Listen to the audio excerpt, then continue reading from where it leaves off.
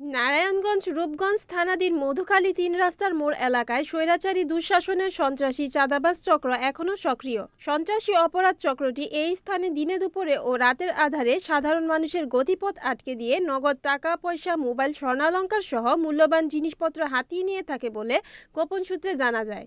সন্ত্রাসীদের কর্মকাণ্ড ও উৎপাতে এলাকার সাধারণ মানুষ নিরাপত্তাহীনতায় ভুগছেন এবং চারদিকে আতঙ্ক ছড়িয়ে পড়ছে বলে শোনা যায়। দিনে দিনে তাদের হুমকি ধামকি ও চাঁদাবাজি কর্মকাণ্ড বেড়েই চলছে। তারা এতটাই ভয়ঙ্কর যে এলাকা জুড়ে তাদের আধিপত্য বিস্তার করতে মরিয়া হয়ে উঠে পড়ে লেগেছে। বিভিন্ন এলাকার অপরাধীদের সাথে এরা হাত মিলিয়ে এলাকার বিভিন্ন স্থানে বিক্রি করছে মাদক। এছাড়াও অবৈধভাবে টাকার বিনিময়ে করছে জমি দখল। তাদের এ অপরাধমূলক কর্মকাণ্ডে সহযোগিতা করছে স্থানীয় কিছু কুচক্রী মহলের প্রভাবশালী লোকজন। সাধারণ মানুষ তাদের অত্যাচারে ভয়ে মুখ খুলতে সাহস পায় না। এক ভুক্তভোগী জানায়, তাদের চাহিদা অনুযায়ী চাঁদা না দিলেই চলে নির্মম অত্যাচার, প্রাণের হুমকি ও বাড়িঘর ভাঙচুর।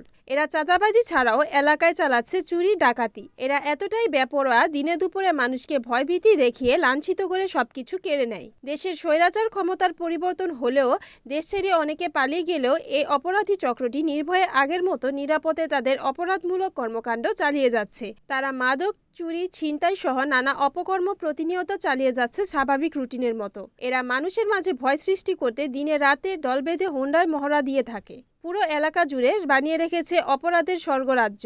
এই স্থান ছাড়াও ৩০০ ফিট সহ আশেপাশের এলাকায় দলবদ্ধভাবে গড়ে উঠেছে অনেক অপরাধীদের নেটওয়ার্ক। এখানে অনেক বড় বড় অপরাধী আত্মগোপনে রয়েছে বলে অনেকের ধারণা। এলাকাবাসীর অনুরোধ, নারায়ণগঞ্জ জেলা পুলিশ প্রশাসন ও গোয়েন্দা সংস্থা বিষয়টি বিবেচনায় নিয়ে গোপনীয়ভাবে পর্যবেক্ষণ করে এই সকল স্থানে যে সকল অপরাধী চক্র আস্তানা গড়ে তুলেছে তাদের বিরুদ্ধে প্রয়োজনীয় পদক্ষেপ নিয়ে এলাকায় শান্তি ফিরিয়ে আনার। রিপোর্ট সুমন ইসলাম, NNTV, নারায়ণগঞ্জ।